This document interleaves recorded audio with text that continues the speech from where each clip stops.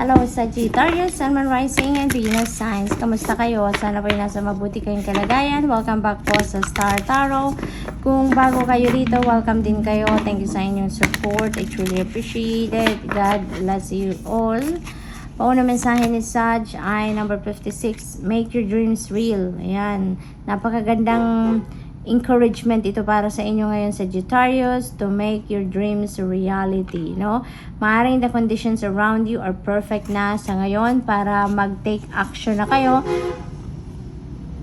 towards the realization of your dreams. Maaaring may mga opportunities and possibilities dito that are knocking on your door na, and that will support you in making your dreams come to life. Okay?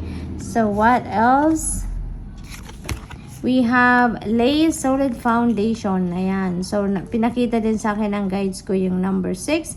And number 6 resonates with family and relationships. Tapos ang mensahe sa inyo dito, lay a solid foundation. So most likely, ang area ng buhay ninyo na kailangan ninyo mag-lay ng solid foundation dito is related or linked sa inyong family and relationships. So, maaring yun ang focus ng iba sa inyo dito, or yun ang kailangan ninyong pagtuunan ng pansin at this time. So, what else? We have number 21, be peace and dove spirit.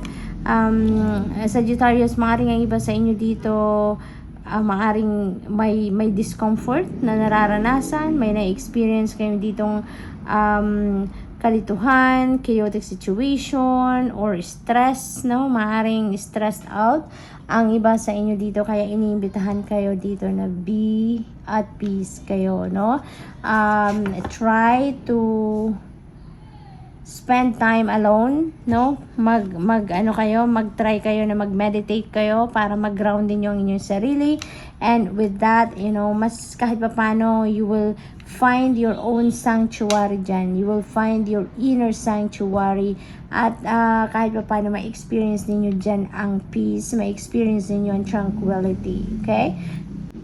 Kasi maaaring merong bumabagabag, no, sa inyong kalooban dito. Kaya yan ang panawagan sa inyo.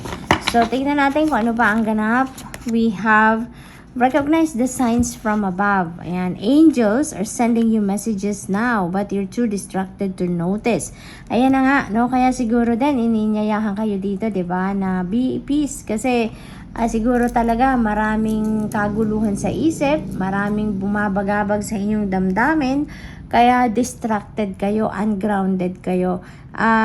Stay alert and open to divine guidance dahil maraming mga signs, symbols, synchronicities siguro na pinapadala sa inyo ang divine universe and then the rest of your spirit team, including your angels, na alam mo yun, gabay na makakatulong sa inyo on how you're going to navigate your situation at this time, no?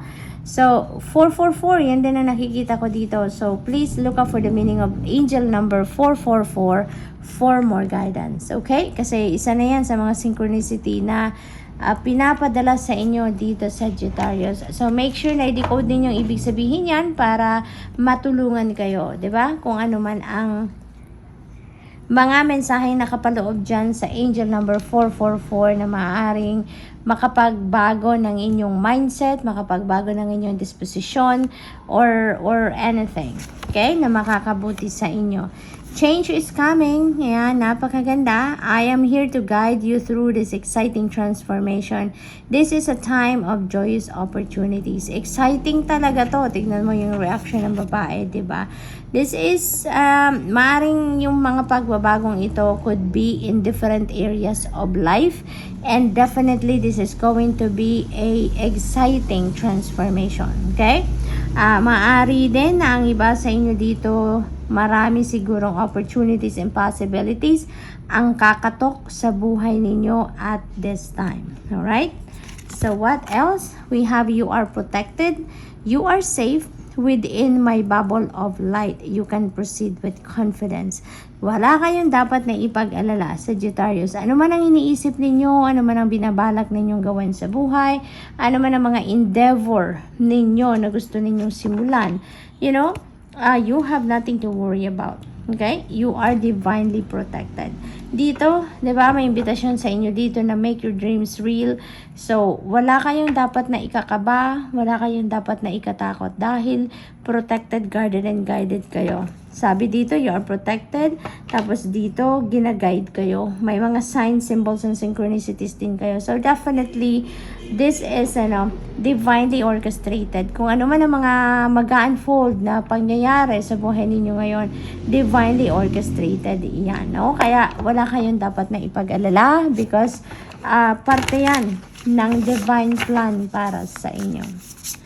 So, we have the Tower energy, massive transformation talagang maaaring mangyari sa buhay ninyo sa ngayon, Sagittarius. There is going to be some kind of destruction na mangyayari.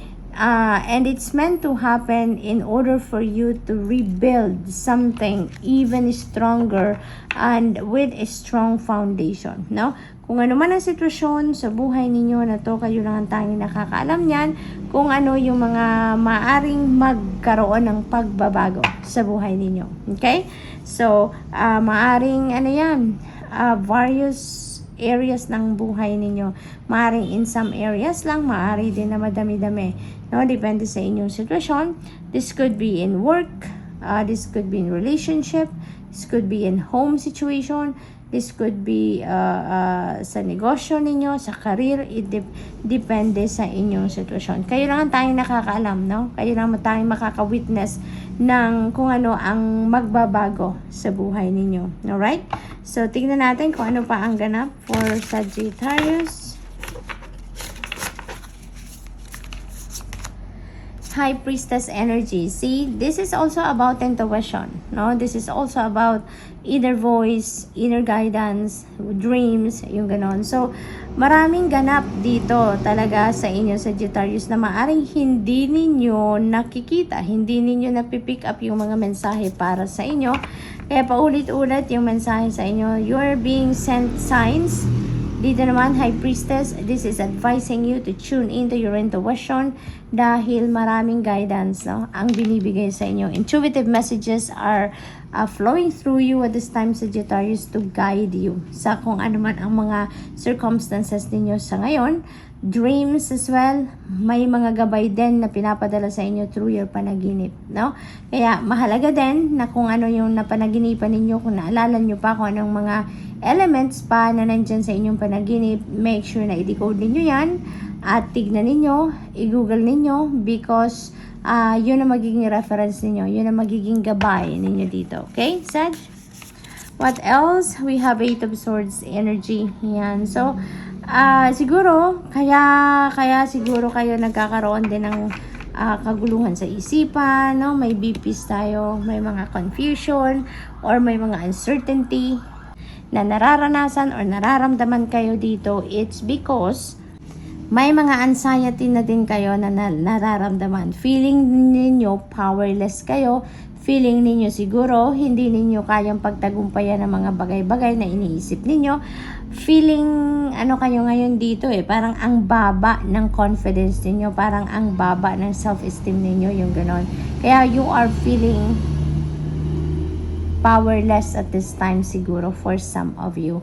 Kaya nga dito maraming gabay, no? Maraming downloads, maraming intuitive messages ang parating sa inyo, ang pinapadala sa inyo dito sa Sagittarius, so that ma-push kayo dito na baguhin ang inyong mindset, because this could just be in your mind, di ba? Maaring yun lang ang yung parang natatakot siguro kayo mag-move forward with your life, natatakot kayo na mag-venture into something new, or for some reason siguro maaari din na may mga negative thoughts kayo na naisip dito that could be influenced by other people. Maaaring may mga komento kayo naririnig from other people at yun ang mas dinidibdib ninyo rather than positivity, rather than positive thoughts, 'di ba? Or positive emotions. Kaya maaaring feeling trapped kayo dito sa inyong sitwasyon. Pero in fact, hindi naman talaga.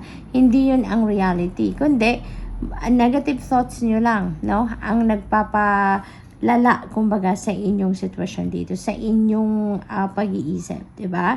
But maraming guidance dito. So, most likely, magbabago at magbabago ang iyong sitwasyon. Lalo-lalo na meron tayong energy ng change dito. Kaya, mababaliktad yan. You'd be able to break away from this Eight of Swords energy. No? So, good luck, Sag. And that's all I have for you for the week. Thank you for watching. Love and light. Namaste.